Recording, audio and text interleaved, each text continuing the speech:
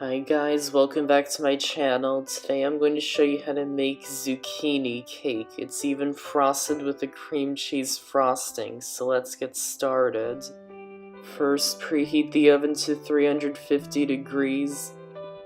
Then in a small bowl, add in the flour, sugar, baking powder, salt, and cinnamon, and whisk them together until they're combined. And set the mixture aside for now. Then in a larger bowl, add in the eggs and the canola oil and whisk them really well together to combine them well. Add in the dry ingredients and the shredded zucchini and mix them together just until combined. Don't overmix the batter.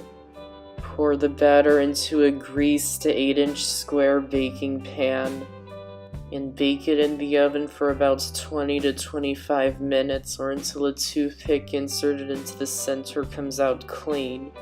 Once done, remove it from the oven and set it aside to cool completely. While it's cooling, you can make the cream cheese frosting. In a medium bowl, add the softened cream cheese and the softened butter and beat them with an electric mixer for about a minute on high speed.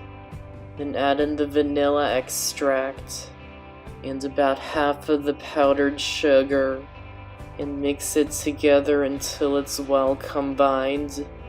Then add in the milk and mix it in until it's combined. Then add in the rest of the powdered sugar and mix it in until it's well combined.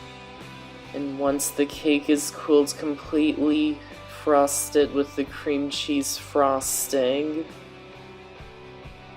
And that's how to make zucchini cake. I hope you enjoyed the video. Thanks for watching, and I'll see you next time.